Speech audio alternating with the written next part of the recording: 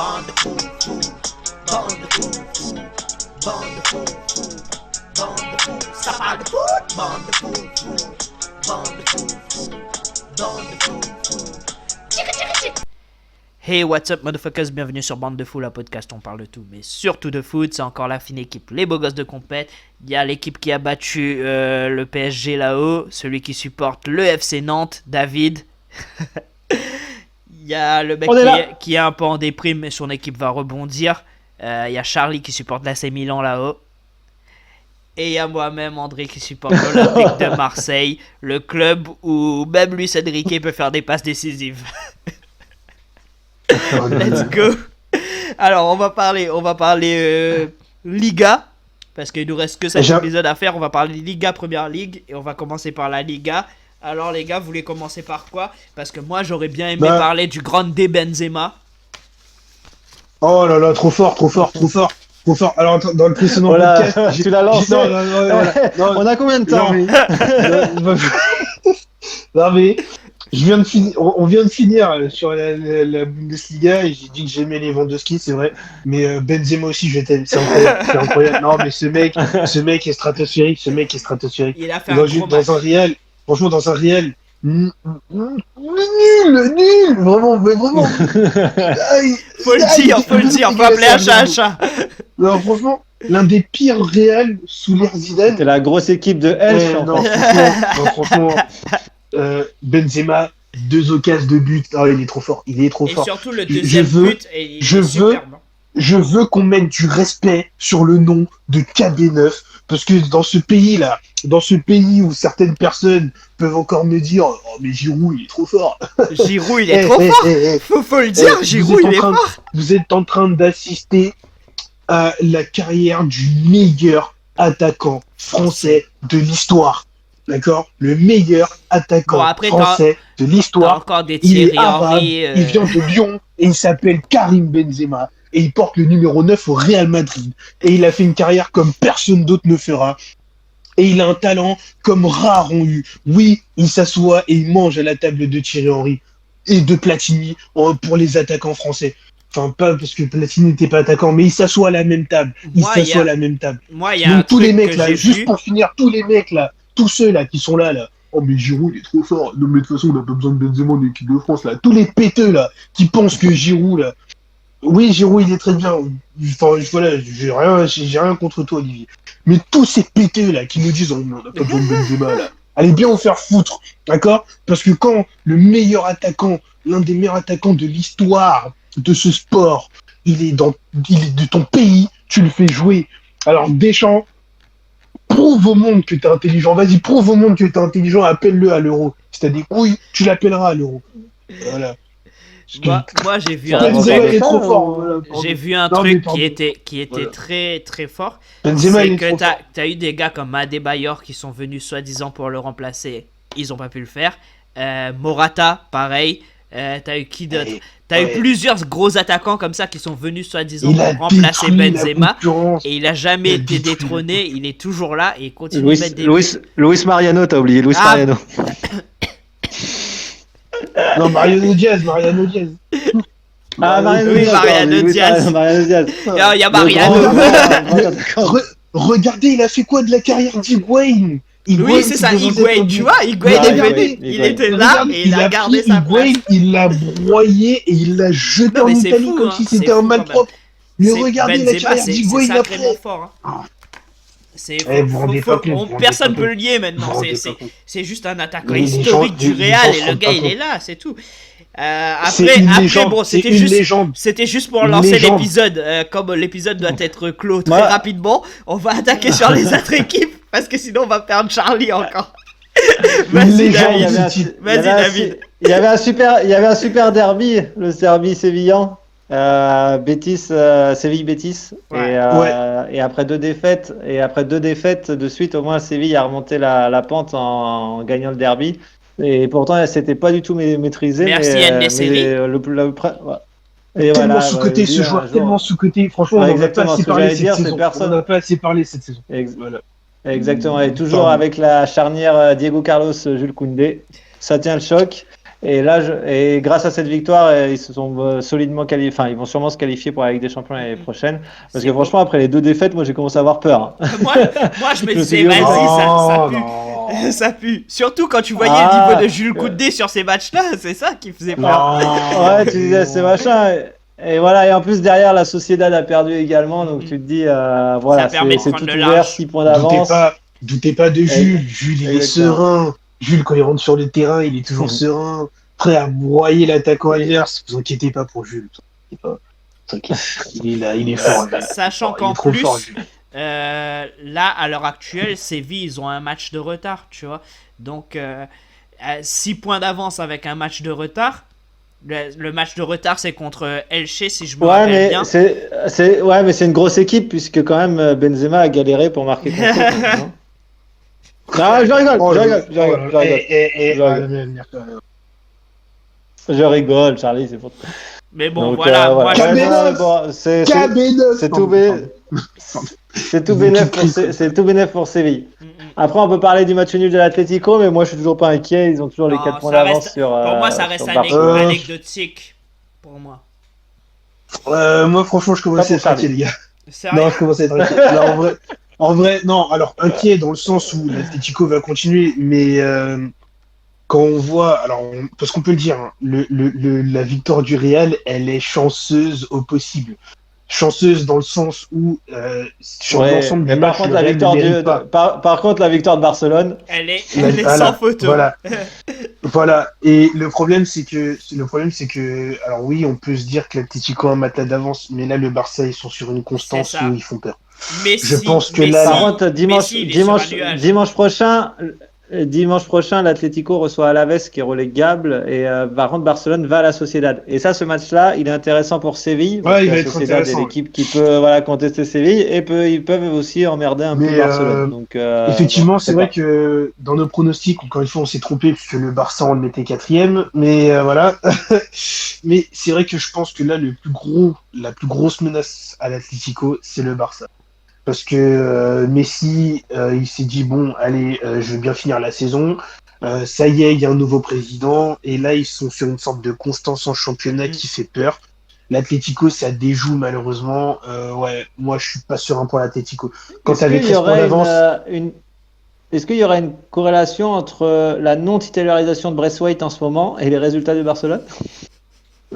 Moi je trouve pas parce que bon sachant que parce que Braithwaite il était encore une fois plus utile que Griezmann. Sachant que non, là Griezmann il a été très fort là. Oui, une fois c'est bon. Non, ça va, il met des buts, arrête. Regarde ses stats, regarde. Il met plusieurs buts, il est là. Mais le truc, c'est qu'on attend beaucoup plus de lui, c'est juste ça. Mais le truc, c'est que là, Barcelone apparemment ferait la bonne transaction. Parce qu'apparemment, Koun serait en approche. On n'a pas le temps. Garde ça au chaud, mais voilà. Parce que là, ça c'est trop là. Ça c'est trop. Si le Barça il signe Kun Agüero gratuit là, ah non, j'achète un maillot. On n'a pas le temps. On n'a pas le temps. Mais bon, voilà. Comme dit Charlie, on n'a pas le temps. On va parler dans les prochains épisodes, vous inquiétez pas. Mais ouais, ça serait chaud. Mais en tout cas, le haut du classement, il reste plus ou moins inchangé. Et l'Atlético, moi, je suis du même avis que David. Je pense que ça va se ressaisir, sachant qu'il y a des matchs qui vont choper, qui vont. Moi, les gars, ils sont pas non plus. Mais moi, ils sont pas en ce moment. Ils ont fait. C'est ce que je vous ai dit la semaine dernière. Là, mais ils restent sur 4 matchs sans défaite, tu vois. Moi, c'est ce que je vous ai dit la semaine dernière. Là, ils vont affronter des équipes qui sont censées être à leur portée, ce qu'on appelle les matchs pièges. Et c'est dans ces matchs-là où, justement, actuellement, le Barça est sur une autre planète. Moi, je vous dis que la tendance, quand même, elle est inquiétante pour l'Atlético. Elle est inquiétante. On verra bien. Moi, parce que là, ils ont 4 points. Là, on doit rappeler qu'il y a 2 mois, ils en avaient 13. Ouais. Ils ont 4 points d'avance. Ça veut dire que là, l'Atlético fait encore un match nul et que le Barça gagne. Le Barça revient à 2 points. Les gars, moi, je vous dis, ça commence à être inquiétant. À 4 points, c'est inquiétant. Ouais, 2 points, je vois ce que tu veux dire. Il y a une baisse de régime, voilà. mais malgré ça, je pense qu'ils sont capables d'aller la chercher. Il reste 11 matchs. Je pense. Oui, ils sont capables d'aller encore le chercher, mais il reste 11 matchs. Il reste 11 matchs, et sur 11 matchs, il y aura des matchs pièges pour l'Atlético. Ouais. Donc, moi, je vous dis, ça va être compliqué. Et là, il leur reste encore le retour à faire contre Chelsea, je crois, cette semaine. S'ils sortent de la Ligue des Champions, peut-être ça va les aider, mais ça peut aussi jouer contre. D'après les pronostics de David, ils vont sortir de la Ligue des Champions et Chelsea va battre Paris après. Bah ouais, je suis d'accord avec ça. Mais du coup, s'ils sortent, ça peut avoir deux effets. Hein. Soit déjà ils vont être écrit. un peu plus reposés, soit ils vont être un peu plus reposés pour le championnat, soit ça va leur mettre un coup au moral. Moi, je vous dis, commencez à vous inquiéter pour l'Atlético. Parce que quand le Barça va passer devant, il faudra pas dire bi. Je suis d'accord. Voilà. Alors, ça, c'était pour la petite parenthèse Liga. J'aimerais qu'on bouge très vite sur la première ligue. Il y a plein enfin, de choses Liverpool. Voilà, il y a plein de choses qui se sont passées. Liverpool a enfin gagné. Faut le souligner. Liverpool a enfin gagné. Alors, mais ils sont toujours pas européens. Alors, moi, j'ai une question. Est-ce que pour vous, c'est en corrélation leur victoire avec le retour de Diogo Jota? Diogo Jota, il est revenu et c'est lui qui met le but de la victoire. C'est lui qui marque. Hein. Ouais. C'est lui qui marque. C'est lui qui Après, marque. Encore une fois, non, je pense pas que ce soit en corrélation. C'est juste que cette année, Liverpool, ils sont toujours meilleurs à l'extérieur qu'à domicile. Enfin, sur cette deuxième partie de saison. Là, oui, les retours de blessures petit à petit vont leur faire du bien, mais là, sur la fin de saison, il y a encore des matchs où... J'ai quand même vu encore des errances sur Mané, voilà, ou Salah. Voilà. Il y a quand même encore des errances. Hein. Je pense qu'il y a encore d'autres matchs où cette année, ils vont se trouver. C'est pas leur saison, mais on verra bien ce que ça donne. Là, voilà, ils réussiront comme ça ce week-end à prendre des matchs, mais ils seront pas constants comme ils l'ont été la saison passée. Je vois ce que tu veux dire. Ben, on verra bien, mais après, c'est juste dommage pour moi qu'ils fassent cette saison, sachant qu'ils avaient fait les 2 saisons précédentes des super saisons. 2 ou 3 saisons, 2 saisons, je crois. De suite, ça arrive, c'est normal, ça arrive. Ouais, ça arrive. C'est dommage. Comme avait dit Guardiola il y a 2 saisons, City avait gagné le championnat et Liverpool la Ligue des Champions. Et l'année dernière, ils avaient inversé. Donc, l'année dernière, Liverpool a gagné le championnat. Et 2 ans plus tard, City finit par gagner son championnat. Voilà. Voilà. Donc, puisque Liverpool et City voulaient inverser les deux, voilà, ils finissent par inverser les deux. Donc, City va regagner son championnat. Et on verra si City arrive aussi à accrocher la Ligue des Champions. Parce que City, le championnat, c'est déjà fait, mais c'est la Ligue des Champions qui les intéresse. Et bon. On verra. Il y avait le derby londonien aussi. Ouais, franchement. Alors, j'ai été beaucoup, on a été beaucoup critique avec les. Vas-y. Avec Arsenal. Ouais, celle qui a proposé le plus de jeux a gagné, moi. Voilà. Non, j'allais dire, moi, on a été beaucoup critique sur les gros matchs de Première Ligue. Et j'ai envie de dire, pour une fois, il était bien le match. Aussi surprenant que ça puisse paraître, oui, Arsenal, pour moi, ils étaient au-dessus. Ouais, clairement. Mais quand même, on a quand même assisté au but du week-end. Poser la question. Voilà, le coach de Tottenham va falloir aussi un jour se poser des questions sur ces matchs-là. Je pense que ça fait un moment qu'on se la pose. Ça fait un moment qu'on se la pose, sauf qu'il est trop cher à virer, en fait. Ouais, il a bâti sa carrière sur, tu vois, il gagnait des gros matchs et il trouvait toujours des solutions. Mais là, moi, ce qui me rend dubitatif, c'est que, en fait, il a plus de solutions. Il a plus rien à proposer dans le jeu. Il a plus rien à proposer. Et c'est ça, je veux dire, est-ce que c'est l'équipe, est-ce que c'est les joueurs? C'est comme si le foot se modernise, mais que lui, il suit pas le Exactement, rythme, ouais, il n'arrive pas à proposer quelque chose face à l'adversité qu'il a. Et en fait, tout le match, ça a été ça. Ils ont buté contre la défance d'Arsenal. Parce que... tu le voyais, il cherchait et il trouvait pas. Ouais, il cherche, mais il trouve pas. Parce que maintenant, en fait, le jeu demande, enfin, le foot en général demande aussi un jeu offensif construit. Ce que Mourinho a rarement eu, voire même jamais eu. Mais il se base trop sur ses contre rapides. Non, c'est même pas ça. Là, les contre rapides, c'est à Tottenham. Mais en fait, la Mourinho, c'est quoi son truc? Il a une vraie tactique défensive, mais offensivement, en fait, il laisse les joueurs libres de faire ce qu'ils veulent. Sauf qu'en fait, là, on rentre dans une ère où ça devient compliqué de demander ça si tu veux être efficace offensivement. Je vois ce que tu veux dire. Donc c'est difficile. Moi, oui, sur le match, c'est pas volé, même si pour moi il n'y avait pas penalty pour Arsenal. Ça avait fait gros bruit. Hein. Pour moi, il n'y avait pas penalty, mais voilà, Arsenal a gagné. Et oui, c'est un peu mérité parce que c'est le meilleur jeu, mais je le répète, pour moi, il n'y avait pas péno. Bah voilà, ça, tout le monde le pense. Hein. C'est un peu comme le non-penalty de Nantes. Pour tout le monde, il y avait penalty. On va parler de la VAR. Attendez, on va parler de la VAR. Ah non, mais pour une fois, elle a été utilisée rapidement. Elle a été utilisée rapidement. C'est pour pas salir mon téléphone. Et malheureusement, elle a mal été utilisée. Oui, mais cette fois, en fait, ce qui est chiant avec les Anglais, c'est qu'ils l'utilisent dans le mauvais sens, mais au moins ils l'utilisent rapidement. Là, il me semble que l'arbitre n'est pas allé vérifier. Il est pas allé vérifier. Il s'est basé sur ce qu'on lui a dit dans l'oreillette. Donc, lui, il avait estimé qu'il y avait péno. Dans l'oreillette, on lui a dit, il y a doute manifeste, mais on donne péno. Il a dit, je donne péno. Moi, j'aurais pas donné péno, mais je préfère que la VAR soit utilisée comme ça et qu'il fasse des erreurs, plutôt qu'elle soit utilisée comme ce qu'on a vu à Nantes. Ouais. Voilà. Au moins, après, parce que les arbitres juste aussi, pour finir avec ce match-là, voilà. Avant que j'oublie le match, sur ce match-là, par contre, quel but c'est Lamela de Tottenham? Oui, Lamela, Incroyable. Je voulais juste revenir sur. Pour moi, c'est le but. C'est le but du week-end. C'est le but du week-end. Dans tous les championnats. Le coup du foulard. Exactement. Même si le but de Colomboigny est pas mal, non, je rigole. Mais alors le but de Lamela. Le but de Lamela. Quel joueur. Je parle pas quel joueur incroyable, je parle juste la technique pour faire le coup du foulard là où il est et la placer là où il la met. C'est juste. En plus, elle prend cette espèce d'effet. J'étais jaloux parce que j'ai essayé de le faire et je me suis cassé les 2 chevilles. Non, il est très fort. Franchement, incroyable. Pour moi. Mais c'est dommage en fait. Fallait le faire. Partons dans Moi, c'est ça que je trouve dommage. Partant d'un but comme ça, tu termines le match de cette manière, c'est dommage. Je suis d'accord avec toi.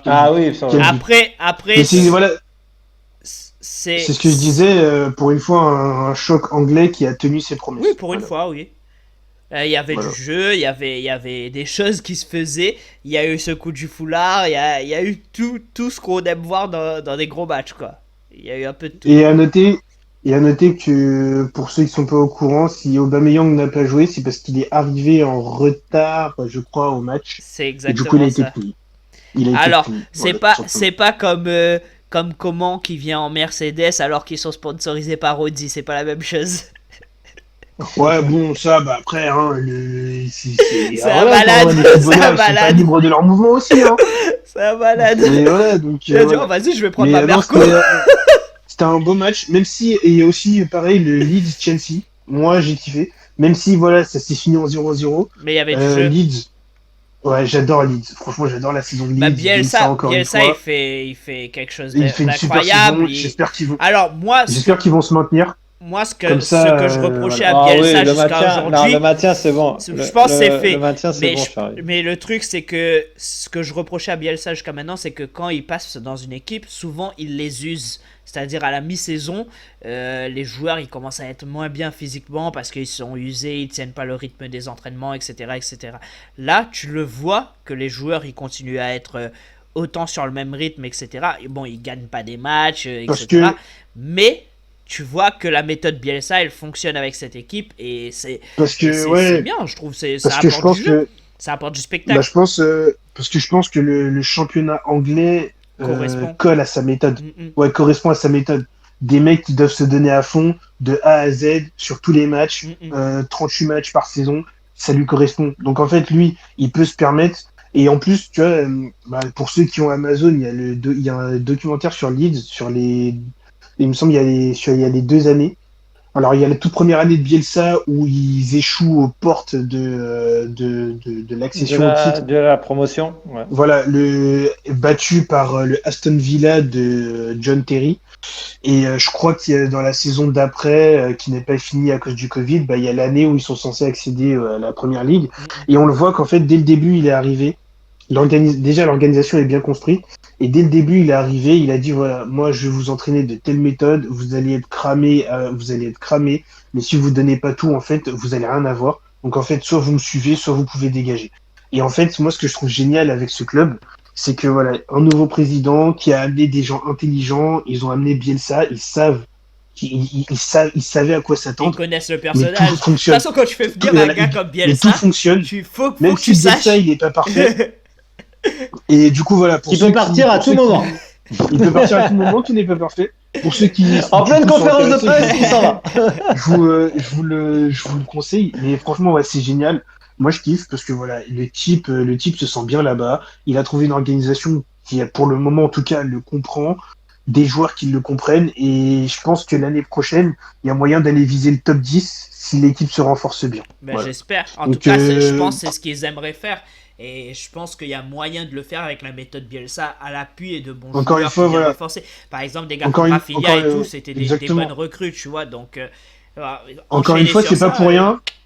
C'est pas pour rien si beaucoup d'entraîneurs actuels louent son travail, notamment Non, des clairement. Guardiola, des C'est un Pochettino, gars des qui. Et Zidane. pourtant, c'est un gars Voilà, qui n'a pas c'est- gagné de gros trophées, en soi, il n'a pas gagné grand-chose dans sa carrière, tu vois. Mais les entraîneurs, ils reconnaissent tous que c'est un génie, le mec, tu vois. Donc, ça veut dire qu'il y a quelque chose derrière, si tous le Il y a reconnaissent. quelque chose. Mm, mm. Donc, ouais, moi, franchement, je suis très content Il pour nous lui. reste une petite minute pour finir. Alors, juste pour la petite minute qui reste, on va juste dire que les Manchester ont gagné. Donc, United a gagné, City a gagné. Ouais, Mais City, moi, sans problème. moi, je voulais louer surtout Leicester, qui pérennise Ouais, leur alors saison. attention, ouais, ça C'est c'est bien contre pour Sheffield. Leicester, mais attention, C'est hein. contre Sheffield, Sheffield, hein. tout le monde les écrase. C'est C'est ça, un non, peu le c'est- Schalke non, moi, anglais, tu vois. Moi, je dis Voilà, pas, exactement. moi, je dis pas que c'est parce que ils ont gagné, etc. Je sais C'est que le c'est Sheffield. Dijon de Moi, je dis l'Angleterre. surtout que c'est le fait qu'ils aient pérennisé en fait les points qu'il faut pérenniser pour pouvoir rester là-haut Oui. et chercher la Champions League, tu vois. Bah, ils sont devant Liverpool, tu vois ce que je veux dire? Ouais. Ils sont à quelques points de Chelsea.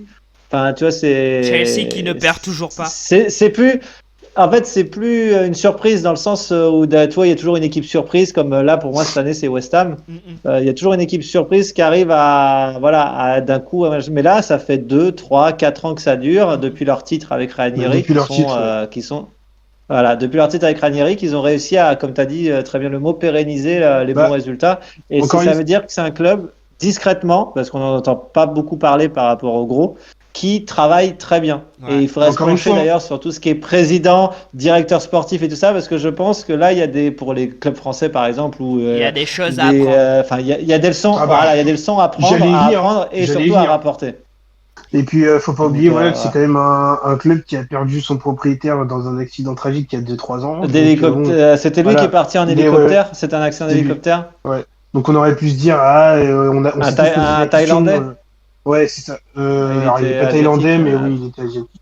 Mais voilà, on se posait tous la question à ce moment-là de ce qu'allait devenir le club, et voilà ce que devient le club. Donc ouais, comme je vous l'avais dit, j'allais venir. Il y a beaucoup de clubs français qui devraient venir et prendre des notes, ouais. Parce que c'est énorme. Alors après, on pourra toujours dire oui, l'argent, mais ouais, au bout d'un moment, un club de foot, ça se construit avec plus que de l'argent. Voilà. D'accord. Voilà. Du coup, on va finir l'épisode sur ça, les gars. Merci bien de nous écouter. N'hésitez pas à lâcher un commentaire si vous avez des retours à nous faire. Mettre un petit like, partager, vous abonner. Vous connaissez ce qu'il faut faire. En tout cas, merci de nous écouter encore une fois. Et à très vite la semaine prochaine pour reparler des ligues, reparler des matchs. On va essayer de parler d'un peu de ce qui se fait dans l'extra foot avec par exemple l'arrivée de Koun possible au Barça. Éventuellement que Marseille n'est pas le seul club où les joueurs se font cambrioler, n'est-ce pas Charlie? Et du coup, on va pouvoir parce que tu disais qu'à Marseille, il y a qu'à Marseille où on voit les joueurs se faire cambrioler, etc. C'est pas le cas. Mais en tout cas, on va en parler. C'est des Marseillais, on va en parler de ça. À très vite, les gars. À la prochaine. Ciao. Oubliez pas, on est dans une semaine Ligue des Champions, Ligue Europa là. Il y a de belles choses qui vont se faire. Ciao les amis. Bye bye.